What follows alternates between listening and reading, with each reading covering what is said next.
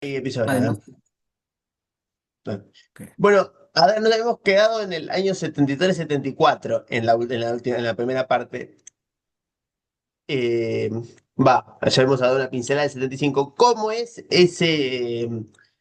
eh, de alguna manera, el clima se vuelve mucho más violento a partir del 74, 75. ¿Qué análisis hace el PSML del gobierno de Isabel? ¿Cómo es lo del secuestro del coronel Pita, lo de la CGT y demás? Todo eso que ampliarlo un poco más.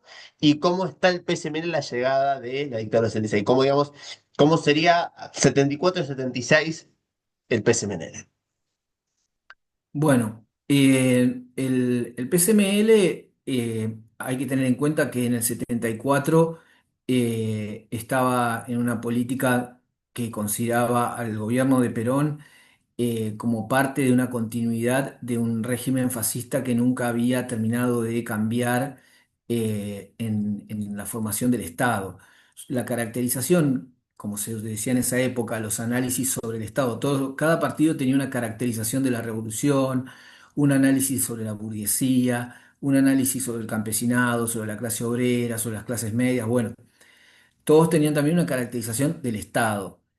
Y para el PCML, el Estado era un Estado fuerte, fuertemente represivo, y consideraron que la masacre de Seiza, esto lo manifestaron de diversas maneras en entrevistas, sus militantes y demás, la masacre de Seiza confirmó para ellos el rol que venía a jugar Perón, y además no tenían ninguna expectativa en el gobierno peronista.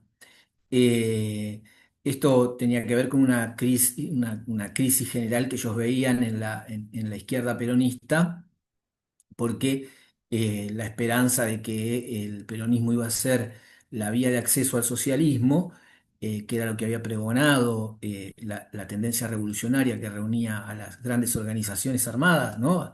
Al Montoneros, FARC, FAP, para el PCML todo eso no podía ser exitoso, no tenían ninguna expectativa, como tampoco la tenían los otros grupos maoístas.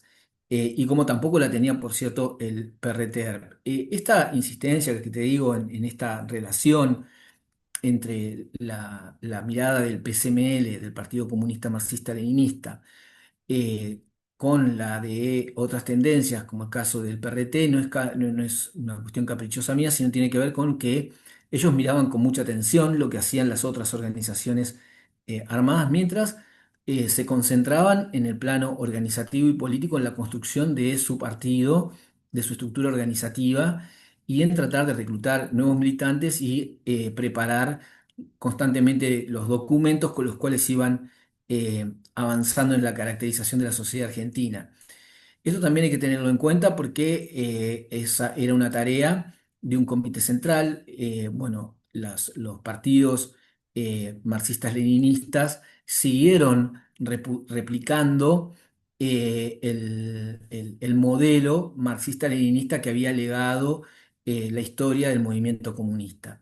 Aunque los maoístas tendían a decir que iban a formar partidos marxistas-leninistas de nuevo tipo, tendieron en general a construirse con estatutos y formas muy similares a las históricas desde la época de la Tercera Internacional y hasta los años 50 del movimiento comunista. O sea, el PCML tenía un comité central integrado por un reducido núcleo de personas, que no eran menos de una docena, ¿sí? Un comité político, lo que se llama el buró político del comité central, que era integrado por cuatro o cinco integrantes, y luego cada regional, en la medida en que tuviese una buena cantidad de militantes, tenía un comité zonal o un comité del partido de provincia de Buenos Aires, por ejemplo, ¿sí?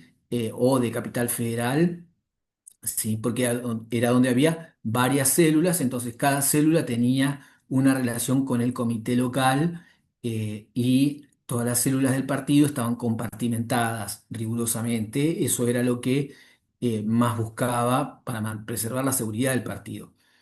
El PCML considera que la tendencia del gobierno peronista era inevitablemente a enfrentarse con la clase trabajadora, y por lo tanto sus expectativas en que cada protesta obrera, por ejemplo, el levantamiento de Villa Constitución de los obreros en 1975, la radicalización de las protestas en el campo, justificaban, con la experiencia de las ligas agrarias, por ejemplo, justificaban que el partido se mantuviese en la clandestinidad y buscara en esos sectores reclutar mayor cantidad de militantes, a la vez que también lo hacía la universidad. Lo que ocurre es que hay que tener en cuenta que a partir de 1974, especialmente después de la muerte de Perón y la asunción de Isabel, el clima represivo es muy, pero muy fuerte y el PCML, que no era un partido legal, sino que actuaba clandestinamente,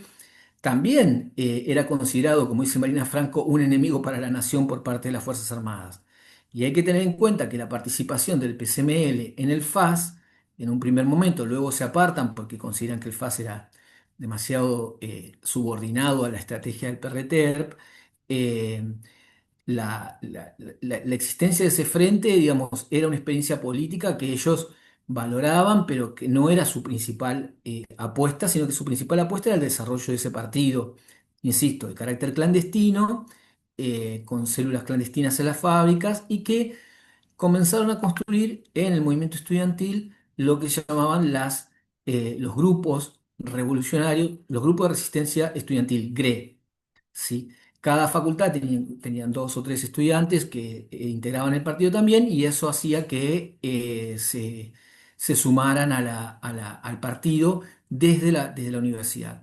A la vez tenían grupos y células de resistencia clandestina en las que ya hablé, en fábricas, y toda esa estructura era coordinada por los comités de la provincia o por el comité central del partido.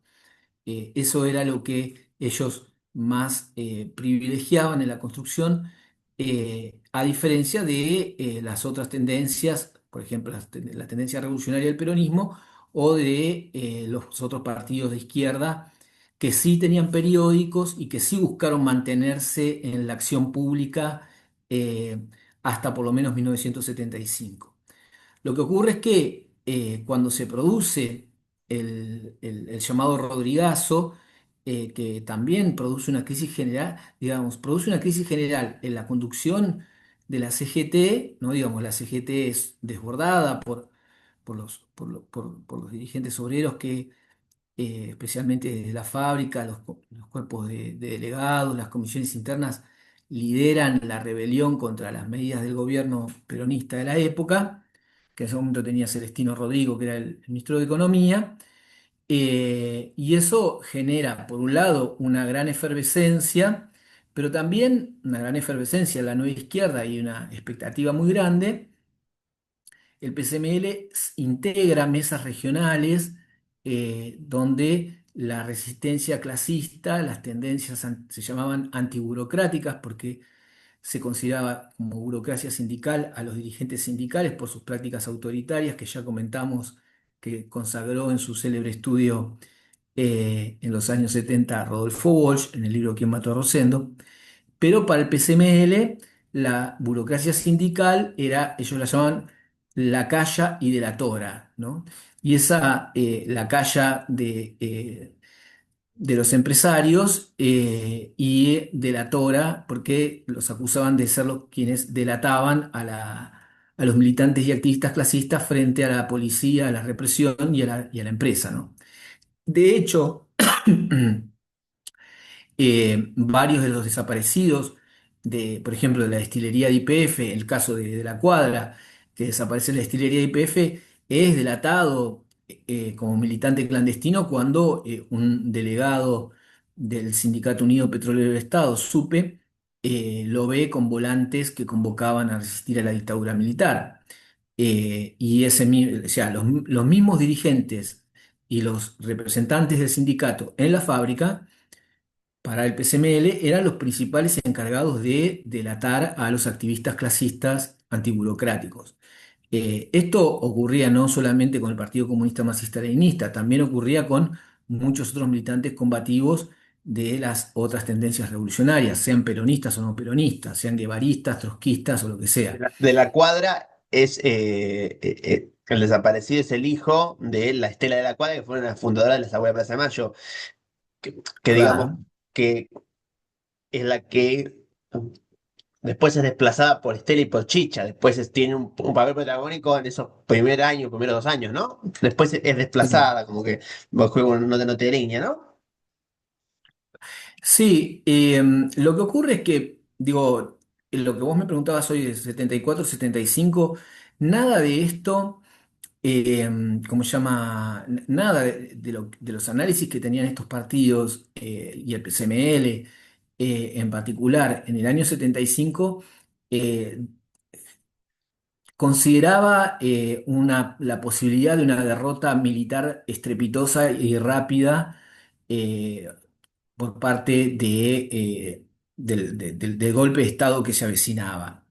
Esto es importante tenerlo en cuenta porque si uno lee los materiales del PCML, eran muy cuidadosos y eran muy enfáticos por ejemplo, el boletín La Hilacha, que es un boletín que ellos sacan en una hilandería en zona norte, en provincia de Buenos Aires, era un boletín clandestino, como la mayoría de los boletines clandestinos de todas las organizaciones sindicales ligadas a los partidos revolucionarios. Pero ellos ponían muchísimo énfasis en el carácter clandestino. Es más, cuando hablaban en asambleas, los delegados que estaban afiliados al PCML no se presentaban como representantes de ese partido.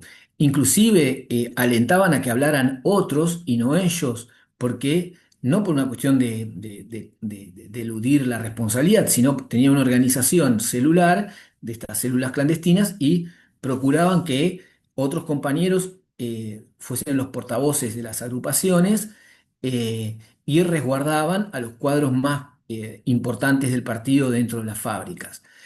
Esto tiene que ver con que tenían una lectura muy, pero muy, digamos, precavida respecto de la capacidad represiva por parte del Estado y por parte de la dirigencia sindical.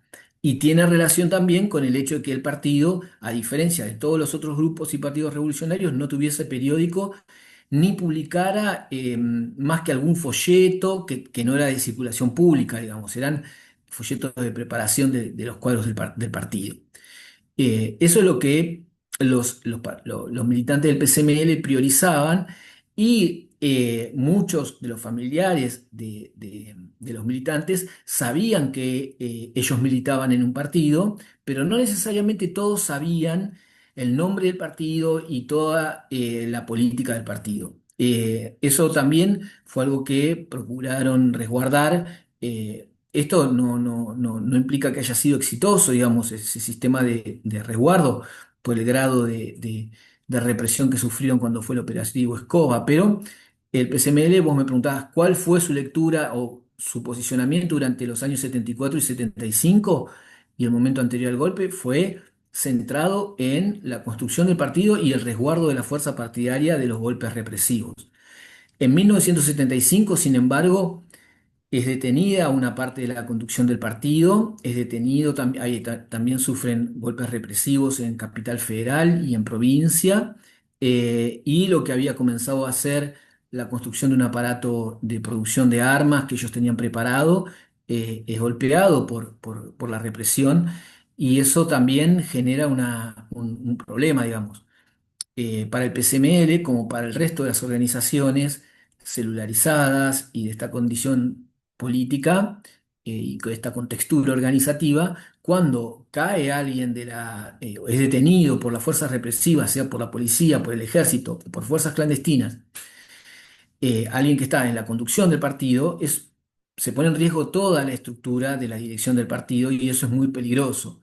Entonces, esos golpes que recibe el PCML los llevan a hacer movimientos de resguardo de los militantes ya antes de la dictadura militar, porque varios de sus dirigentes, inclusive el mismo Daniel Egea y otros, eh, caen presos en 1975.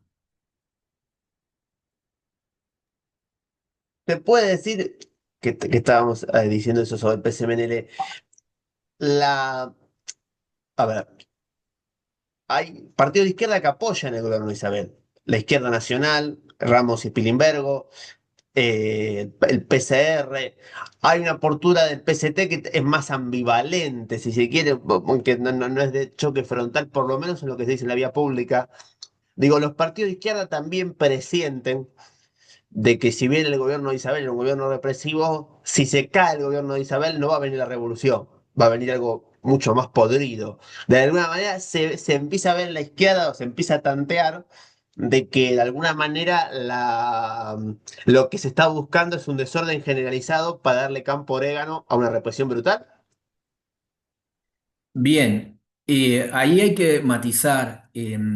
No hay, no hay ningún indicio de que el PCML haya tenido una política de resguardo o de enfrentamiento al golpe, manteniendo cierto resguardo o otorgándole cierta posibilidad de acuerdo al sistema que encabezaba, al poder político que encabezaba María Estela Martínez de Perón, a la que se llamaba Isabelita, porque se la consideraba la principal responsable de tomar medidas represivas contra el pueblo. No olvidemos que había formado consejos de seguridad nacional, había incorporado un consejo consultivo en el que participaban las Fuerzas Armadas, que era la responsable además de haber impulsado el operativo Independencia, y que el PCML, a diferencia de Vanguardia Comunista y del PCR y del PCM, que eran los otros tres partidos maoístas, el PCML tendía más a aliarse con el PRT-ERP, ¿sí? E inclusive participaba del FAS y también tuvieron mucho contacto con el movimiento sindical de base, que era un frente bastante lábil, pero importante en el que confluían distintas fuerzas de izquierda y había relaciones también con Poder Obrero y otros grupos revolucionarios de la época. Entonces, ellos no participan para nada de la línea del Partido Comunista Revolucionario de defender el gobierno de Isabel ante el golpe de Estado, o de la línea del Frente Izquierda Popular, o de la línea de Abelardo Ramos, como mencionas vos, de Abelardo Ramos y de Elinio Eneas Spilimbergo. Tampoco de de la ambigüedad o, digamos, de la disposición a establecer formas de reconocimiento al Estado por parte del Partido Socialista de los Trabajadores, de Nahuel Moreno. Digamos, ellos no participan de esa política para nada. Es más, tienen una crítica muy dura, no solamente contra el PCR, por haber adoptado la política de defensa del gobierno de Isabel, sino también contra Vanguardia Comunista, sí, a la que consideraban, digamos, poco, que debía definirse más en contra del gobierno de Isabel, cosa que tampoco, digamos, Vanguardia Comunista tampoco apoyaba a Isabel para nada, pero eh, el PCML tenía una línea pero muy clara de no acuerdo, ni se trazó una política así de hacer un frente antigolpista o ese tipo de cosas, eso no se lo planteó. Eh, y también hay que tener en cuenta que no era un capricho del PCML, en el sentido, no era una cuestión de una negación total por parte de un grupo que está aislado, sino que hay que tener en cuenta que ni la izquierda peronista ni el PRT-ERP se plantearon una política de ese tipo, sino que planteaban una política de agudización de las contradicciones. Y eso, cuando la tendencia revolucionaria pasa a la clandestinidad, pero en particular Montoneros, ¿no? Y más aún cuando se produce el asesinato de Ortega Peña, eh, no son para el PCML, no son más que confirmaciones de que no hay forma de eludir esa situación represiva y que no se puede acordar con el gobierno peronista, ¿no? También hay que tener en cuenta que la mayoría de las provincias que habían estado en manos de gobernadores que provenían de la tendencia peronista, revolucionaria, de Montoneros y demás, habían sido intervenidas, el caso de la provincia de Buenos Aires, la provincia de Córdoba, la provincia de Misiones, ¿no? Y entre otras. Y esas intervenciones eran acompañadas todas por golpes institucionales que derrocaban a los gobernadores con una alianza muy amplia que abarcaba desde el Partido Justicialista, pasando por las 62 organizaciones peronistas y la Confederación General de Trabajo en cada regional de cada una de esas provincias. Era muy difícil para estos grupos plantearse que había una posibilidad de alianza o de defensa del gobierno frente a la proximidad del golpe de Estado. Lo que tendían en su mayoría era verlo al revés, se estaban agudizando las contradicciones entre las clases populares y las clases dominantes. En ese contexto es en el que tomaban las decisiones o pensaban su política los militantes del Partido Comunista Marxista-Leninista, ¿no? Ahí, pues, vamos a, no sé si discutir, pero hacer una diferencia que es que a veces los análisis de los partidos de izquierda, yo me considero peronista, digo, en la cuestión de clase, al pensar pensarlo de una manera como muy monolítico, la cuestión de clase, se olvidan de la política. Entonces, como que tienen como un sobresesgo ideológico a veces en los análisis políticos, porque si uno se pone a ver en ese año 76 agudizar la contradicción lo iba a llevar a la catástrofe, porque de alguna manera esa clase obrera que supuestamente de alguna manera, y es la que más sufrió el golpe de Estado del 76, puede sufrir literalmente o martirizarse o recibir un martirio por parte de la dictadura, pero en términos políticos no se traduce eso de manera casi matemática en una revolución social. Entonces, por momentos está esa cuestión que también se ha discutido mucho sobre la dictadura del 76, sobre hasta dónde el análisis de clase contra clase o cómo hacer el análisis marxista de la última dictadura, porque de alguna manera la resistencia de la última dictadura no más, de alguna manera más, que más reconocimiento tuvo en un primer momento de la dictadura, no vino de la clase obrera, vino de una clase media profesional, que fueron los que hicieron el mismo derechos humanos, y también se puede decir que en términos de clase contra clase, las representaciones políticas que surgieron de la clase obrera, la CGT tampoco fue excesivamente revolucionaria. O sea, no para esto da por una discusión, pero digo, ¿no crees que a veces hay como un sobresesgo ideológico en eso que pensando tanto en la estrategia se olvidan de la táctica los partidos de izquierda? Por un lado que no creo que se pueda agrupar a todos los partidos de izquierda en la misma categoría. Yo lo que trataba de explicarte era cómo el PCML, luego me preguntaste cómo el PCML se colocaba en 1975-1976. La mayor parte de la tendencia revolucionaria y la organización revolucionaria más numerosa en Argentina consideraba que era mejor que se diera un golpe de Estado porque las masas iban a tener que optar entre las organizaciones armadas y la dictadura. Esto no era ningún secreto, era dicho a voces y era dicho públicamente y siguió siendo repetido. Y eso influía también en lo que pensaban los otros grupos revolucionarios, aunque no fuesen peronistas o aunque no fuesen guevaristas en sentido estricto.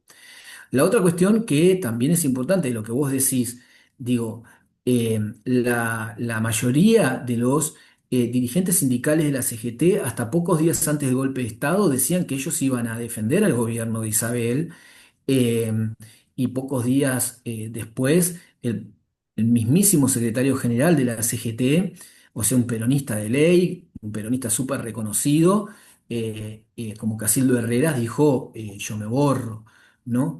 No voy a entrar en una cuestión de juzgar a cada uno de los partidos o las tendencias peronistas, pero también creo que hay que tener en cuenta, vos me estabas preguntando por el PCML tomaba sus decisiones en base a lo que consideraba que ocurría en las fábricas metalúrgicas, textiles, en los centros de trabajo del Estado en el que participaban. No era un partido que tuviese un grupo de intelectuales que discutieran con el Comité Central. Igual la mayoría de los partidos no le prestó mucha atención a los intelectuales. Pensá que ni siquiera Rodolfo Walsh pudo tener éxito en sus discusiones, en sus intentos de discusiones ¿cómo se llama? Con la conducción. Todos sabemos lo que le pasó a Paco Urondo y lo oscuro de su caída digamos, hay una larga discusión en torno a eso. Digo, no había entonces muchos elementos para la militancia del PCML que le permitieran establecer otro juicio, porque además había otros partidos maoístas que también lo hacían, como el PCR, que sostenía que había que hacer ese frente contra el golpe de Estado y sostenía que Isabel era tercermundista, etcétera, ¿no? O el PCM, que era otro grupo maoísta que también sostenía que había que enfrentar el golpe de Estado, pero a la vez quería hacer un ajuste de cuentas con el gobierno peronista, digo. Eh, y vanguardia comunista que llamaba a resistir el golpe de Estado y a resistir al gobierno simultáneamente, digo. Todo esto era el contexto en el que el PCML tomaba sus decisiones. Lo que ocurría entre la clase obrera claramente era muy complejo. Yo tengo una diferencia con lo que vos decís. Yo creo que ya se ha demostrado suficientemente por muchos estudios empíricos. Yo no soy muy empirista ni descriptivista, lo podrás ver en mi tesis de doctorado que está colgada en internet.